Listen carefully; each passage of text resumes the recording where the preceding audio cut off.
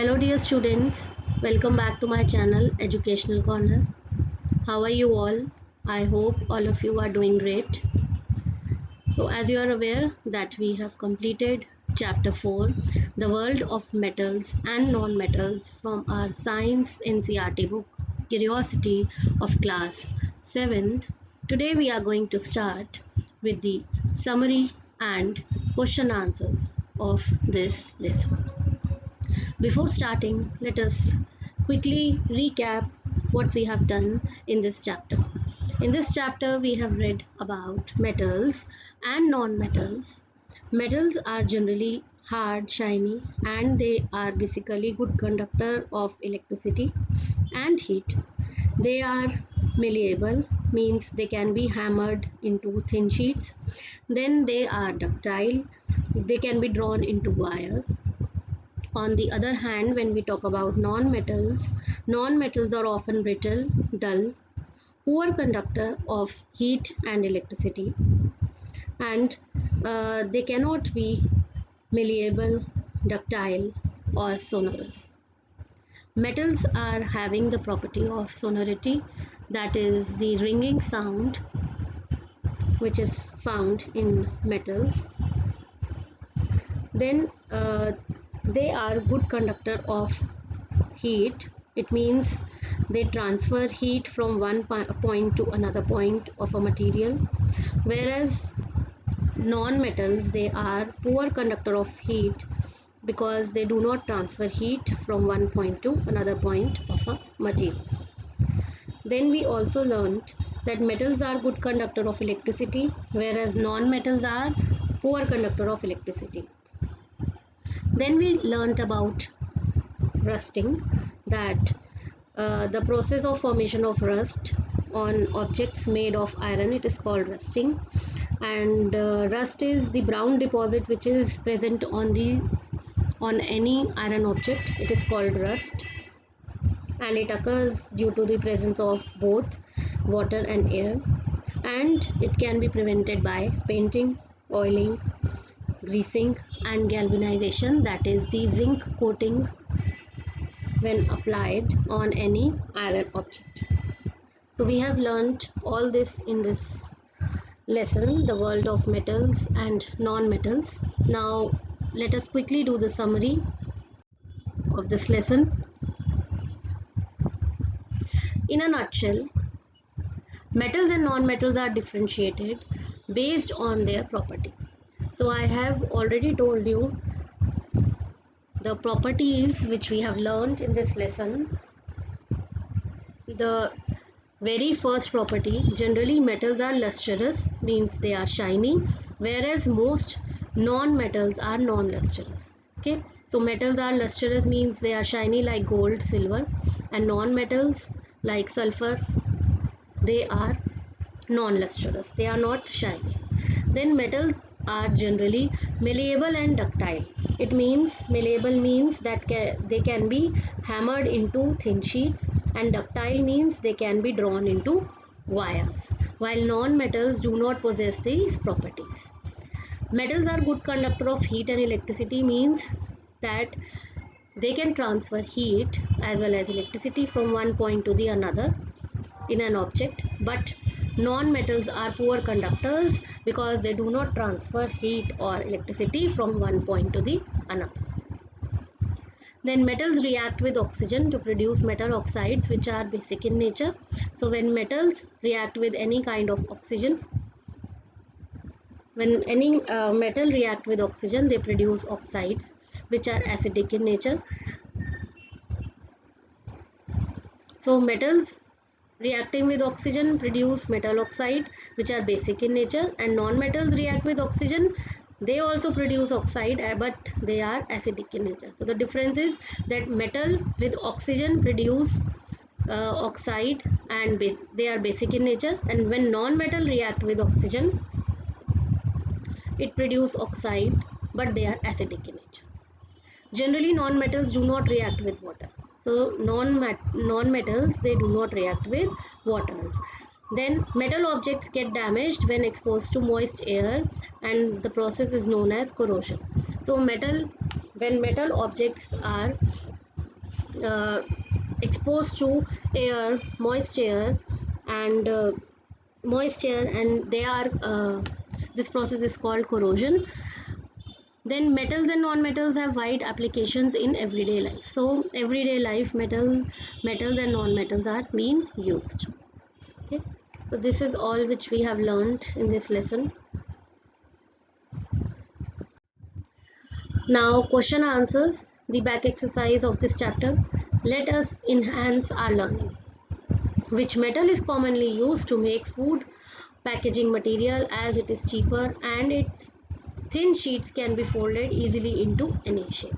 So we have been given 4 metals over here and we have to find out which metal is used for food packaging and the material is cheap also. cheap मतलब कि यहाँ पर सस्ता, और ऐसा कौन सा metal है जिसको हम थिन शीट्स में, पतली पतली शीट्स में फोल्ड कर सकते हैं और एनी शेप ले सकता है? एल्यूमिनियम है, आयरन है, कॉपर है या गोल्ड है? So the correct answer is aluminium. ठीक है, आप मॉर्निंग में देखते होंगे एल्यूमिनियम फॉइल में आपकी मदर आपको लंच देती होंगी, तो एल्यूमिनियम फॉइल और aluminium. Question number 2, which of the following metal catches fire when it comes in contact with water? तो अब कौन सा ऐसा मेटल है जो फायर कैच करता है जब वो वाटर के कांटेक्ट में आता है? कॉपर, जिंक, एल्यूमिनियम या फिर sodium? The correct answer is sodium. State with reasons whether the following statement are true or false. ठीक है, हमें रीजन बताना है कि ये ट्रू क्यों है और फॉल्स क्यों है. Aluminium and copper are example of non-metal used for making utensil and statues. Aluminium और कॉपर जो है वो कह रहा है कि एग्जाम्पल है नॉन मेटल के जो कि यूटेंसिल और स्टैचू बनाने के काम आते हैं. तो this is false. And what is the reason? Aluminium and copper are example of metals. ये किसके एग्जाम्पल है? ये मेटल के एग्जाम्पल है, नॉन मेटल के एग्जाम्पल नहीं है. Metals form oxides when combined with oxygen, the solution of which turns blue litmus paper to red. So again, जब metals oxide के साथ combine करते हैं, ऑक्सीजन के साथ combine करके ऑक्साइड बनाते हैं, उस टाइम पर जो क्या वो blue litmus red हो जाता है? So the answer here is false. Metal oxide are basic in nature and they turn red litmus blue.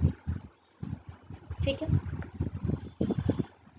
Oxygen is a non-metal essential for respiration. This is true. This is completely true that oxygen is a non-metal and it is used for our breathing process, respiration. Copper vessels are used for boiling water because they are good conductor of electricity. So do we use copper vessels for boiling water because they are good conductor of electricity? So this answer is false. Copper is a good conductor of heat, not electricity. Okay, it is a good conductor of heat, that is why we use copper vessels, but it is not good conductor of electricity. Why are only a few metals suitable for making jewelry? ऐसा क्यों है कि few metals ही हम jewellery को बनाने में हम use करते हैं? जैसे गोल्ड हो गया, सिल्वर हो गया, इन मेटल्स को ही हम क्यों यूज़ करते हैं? प्लेटिनम हो गया. Only a few metals like gold, silver and platinum are suitable for making jewelry as they are lustrous, मतलब ये शाइनी है, ड्यूरेबल है, काफ़ी टाइम तक चलने वाले, एंड मेलिएबल. मेलिएबल मतलब थिन शीट्स में इनको जो है वो बीट किया जा सकता है. These characteristics make them suitable for intricate designs and long lasting without breaking them. तो ये जो कैरेक्टरिस्टिक है ना, लस्टरस, शाइनी, ड्यूरेबल मतलब काफ़ी टाइम तक चलने वाले, मेलेवियर मतलब कि थिन शीट्स में इनको जो है बीट कर सकते हैं, ये सारे कैरेक्टरिस्टिक जो है ना इनके अलग अलग जो है इस वजह से इनके डिज़ाइंस बहुत अलग अलग हटके बन सकते हैं. एंड लॉन्ग लास्टिंग, बहुत टाइम तक चलने वाले और बिना किसी मतलब बिना तोड़े इनको हम काफ़ी टाइम तक चला सकते हैं. Question number 5. Match the uses of metals and non-metals given in column 1 with the jumbled name of metal and non-metal in column 2. यहाँ पर हमें कुछ uses दिए हैं metal non-metal के और column 2 में हमें names दिए हैं, तो हमें उनके साथ match करना है. Used in electrical wiring. तो सी है कॉपर, ठीक है, नंबर 1 कॉपर, ठीक है। Copper is used in electrical wiring. Most malleable and ductile, gold, ठीक है। Malleable and ductile means, malleable मतलब can be beaten into thin wires and ductile means can be beaten into sheets. Living organism can not live without it, किसके बिना living organism जो है वो नहीं रह सकते, so it is oxygen and you will write number 3। Oxygen is a non metal which is required for our breathing process. Plants grow healthy when fertilizers containing it are added to the soil. Plants healthy हो जाते हैं जब fertilizers जो है, इनमें जो fertilizers हैं जब soil में add किए जाते हैं, वो क्या है, that is nitrogen, ठीक है, number 4. Then last is used in water purification. Water purification में generally we it is in the news also, then we come to know and we use also chlorine tablets, ठीक है। Chlorine is used for water purification, water को साफ रखने के लिए। Question number 6, what happens when oxygen reacts with magnesium and sulphur, what are the main difference in nature of product form. देखिए, हमने ये ऑलरेडी पढ़ा था कि ऑक्सीजन जब मैग्नीशियम के साथ रिएक्ट करती है तो वो मैग्नीशियम ऑक्साइड फॉर्म करती है, और जब सल्फर के साथ करती है तो सल्फर डाइऑक्साइड फॉर्म करती है, ठीक है। एक जो है मैग्नीशियम, वो एक जो है वो बेसिक होगा और एक जो है वो एसिडिक होगा। चलिए, when oxygen reacts with magnesium then magnesium oxide is formed MgO. when oxygen reacts with sulfur then sulfur dioxide is formed, ठीक है। दोनों के साथ जब रिएक्ट करती है मैग्नीशियम के साथ तो MgO होता है, और सल्फर डाइऑक्साइड के साथ जब फॉर्म करती है तो क्या फॉर्म होता है, सल्फर डाइऑक्साइड, यानी कि SO and 2 sulfur dioxide. The main difference is magnesium oxide is basic in nature. Magnesium oxide जो है वो बेसिक है, और सल्फर डाइऑक्साइड जो है, सल्फर क्या है, नॉन मेटल। तो नॉन मेटल के साथ जब ऑक्सीजन रिएक्ट करता है तब एसिडिक हो जाता है, और अगर मेटल के साथ करता है, मेटल इज यहाँ पे मैग्नीशियम मेटल है तो बेसिक फॉर्म होता है, ठीक है। तो यही मेन डिफरेंस है, मैग्नीशियम ऑक्साइड जो है वो बेसिक है नेचर में, सल्फर डाइऑक्साइड जो है एसिडिक है।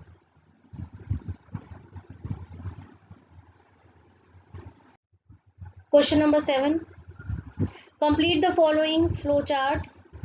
Dash plus air plus heat give rise to ash, ठीक है। ये हमने एक्सपेरिमेंट किया था, वो ये है ये मैग्नीशियम वाला, ठीक है, कि मैग्नीशियम के साथ हमने एयर और हीट को करा तो ऐश निकली। ऐश मीन्स वो जो पाउडरी वाइट पाउडर निकला था, ठीक है। और जब हमने उसमें वाटर ऐड किया तो वो क्या बन गया, वो मैग्नीशियम हाइड्रोक्साइड सोल्यूशन बन गया, ठीक है। Add blue and red litmus paper solution separately, ठीक है। हमने यहाँ पे अलग अलग तरीके से ब्लू लिटमस पेपर और रेड लिटमस पेपर दोनों सोल्यूशन जो है सेपरेटली हमने अलग अलग यूज़ करे। चेंज इन लिटमस पेपर और change in blue litmus paper और red litmus paper. Red litmus paper blue हो गया, क्यों, क्योंकि ये बेसिक है नेचर में, ठीक है। बट जो ब्लू लिटमस पेपर है वो चेंज नहीं होगा, ठीक है। ब्लू लिटमस पेपर चेंज क्यों नहीं होगा, तो यहाँ पे आएगा नो चेंज। क्यों नहीं होगा, क्योंकि ये बेसिक है तो वो ब्लू ही रहेगा। रेड जो है वो ब्लू हो जाएगा, तो नो चेंज आएगा। Okay, so this way you have to complete this flow chart. Question number 8, you are provided with the following materials. Discuss which material would be your choice to make a pan that is more suitable for boiling water and why, ठीक है। आपको कुछ materials दिए हैं नीचे, देखो iron, यहाँ पे कुछ मटेरियल्स आपको प्रोवाइड करे हुए हैं ना, देखो आयरन हो गया, कॉपर हो गया, देन सल्फर हो गया, कोल, प्लास्टिक, वुड एंड कार्बन। आपने क्या करना है, इसमें से अपनी चॉइस का एक मटेरियल चूज़ करना है जिससे कि आप एक पैन बना सको जिसमें आप पानी गर्म करोगे, बॉइलिंग वाटर, ठीक है। और आपने वो मटेरियल क्यों चूज़ किया वो भी आपने बताना। तो यहाँ पर हम कॉपर चूज़ करेंगे। Copper would be the best choice because it is good conductor of heat, it is durable and strong, it is fire resistant, ठीक है। एक गुड कंडक्टर है हीट का, दूसरा ये बहुत ड्यूरेबल है, काफ़ी टाइम तक चलने वाला, स्ट्रॉन्ग है, फायर रेजिस्टेंट मतलब इससे आग लगने का खतरा नहीं है, Other materials are not suitable as they are poor conductor of heat, right? Question number 9. You are provided with 3 iron nails, each dipped in oil, water and vinegar. Which iron nail will not rust and why? देखो आपको 3 nails दिए हुए हैं, iron nails. एक को हमने oil में कर दिया, ठीक है, एक को हमने वाटर में कर दिया और एक को हमने विनेगर में कर दिया. अब कौन सा नेल है जिस पे रस्ट नहीं आएगी और क्यों?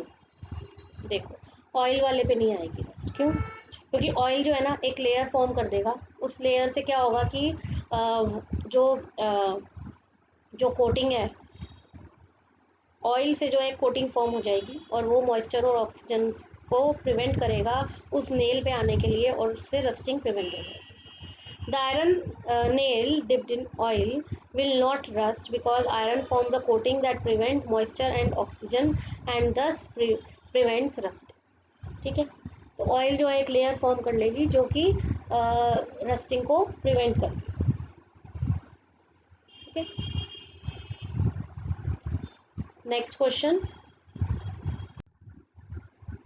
Question number 10. How do the different properties of metal and non-metal determine their use in daily everyday life? ठीक है, मेटल्स की डिफरेंट प्रॉपर्टीज़ और नॉन मेटल्स की प्रॉपर्टीज़ हमारी डेली लाइफ में हम कैसे उन्हें यूज़ करते हैं. तो देखो metals like copper and aluminium are good conductor of heat and electricity which are used in electrical wiring and cookwares. ठीक है, ये हमें पता है कॉपर और एल्यूमिनियम जो है वो गुड कंडक्टर है हीट और इलेक्ट्रिसिटी के, और इनको हम इलेक्ट्रिकल वायरिंग और कुकवेयर में यूज़ करते हैं. मेटल्स को और कहाँ यूज़ किया जाता है? कंस्ट्रक्शन ऑफ रोड हो गया, construction, then transport, then tools. क्यों यूज़ करते हैं? Due to their strength. कुछ मेटल्स को मेलेबिलिटी के वजह से जो है यूज़ किया जाता है, जैसे कि गोल्ड. ठीक है, तो मेटल्स का यूज़ ये हो गया. Then non metals like oxygen and nitrogen are essential for life and combustion. हमारी लाइफ रेस्पिरेशन के लिए, फॉर बर्निंग इट जो है ये बहुत इंपॉर्टेंट है, oxygen and nitrogen. They are also use in fertilisers and medicine. ठीक है, नॉन मेटल्स फर्टिलाइजर्स और मेडिसिन में भी यूज़ किए जाते हैं. तो हमारी एवरीडे लाइफ में कैसे हम मेटल्स और नॉन मेटल्स को यूज़ करते हैं, उनकी डिफरेंट प्रॉपर्टीज़ की हेल्प से हमें बताना. Question number 11. One of the methods of protecting iron from getting rust is to put a thin coating of zinc metal over it. ठीक है, एक मेथड आयरन पे आयरन, अगर आयरन के ऊपर हमें रस्टिंग को बचाना है तो अगर हम उस पर एक थिन कोटिंग कर देंगे किसकी, जिंक मेटल की, तो वो आयरन जो है वो रस्टिंग से बच जाएगा. और इस प्रोसेस को मैंने आपको बताया था गैल्वेनाइजेशन बोलते हैं. जब हम जिंक कोटिंग करते हैं किसी मेटल की, जिंक मेटल की कोटिंग करते हैं आयरन के ऊपर रस्टिंग से बचाने के लिए. Since sulphur does not react with water. देखो सल्फर भी जो है वो वाटर के साथ रिएक्ट नहीं करता. क्यों नहीं करता? क्योंकि नॉन मेटल्स वाटर के साथ रिएक्ट करते ही नहीं है.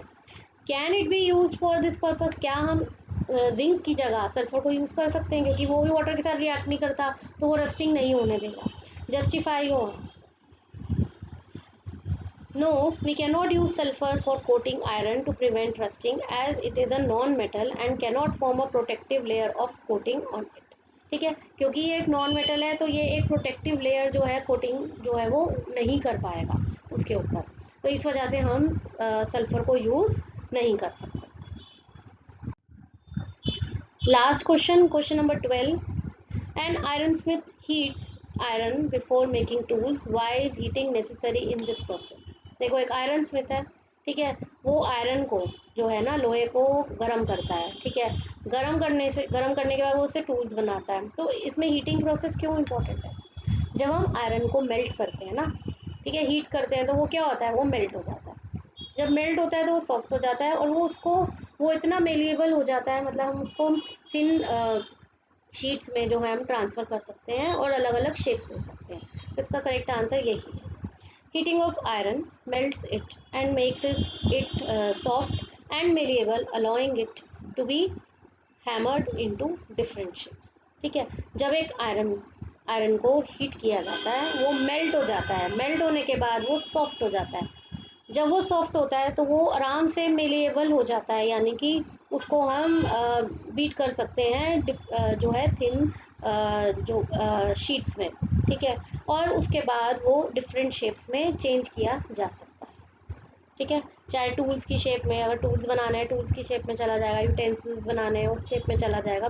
तो किसी भी शेप में आयरन को हम अगर हम मेल्ट करेंगे उसको, ठीक है, हीट करेंगे तो वो मेल्ट होगा, मेल्ट होने से सॉफ्ट होगा, सॉफ्ट होने से मेलिएबल होगा, और मेलिएबल होने के बाद उसको डिफरेंट शेप में जो है वो चेंज किया जा सकता है। तो इसीलिए जो है heating is necessary. Okay, so with this we have come to the end of this video. All question answers are being done. The summary part has been done in this video. Explanation already I have put two videos, part 1 and part 2 of the lesson. I hope you have understood all the question answers. Now I will come up with a new video with important points, and as my viewers are requesting again and again for extra questions, I will also put extra questions of this chapter. So stay tuned to my channel. I'll meet you soon. Goodbye. Take care.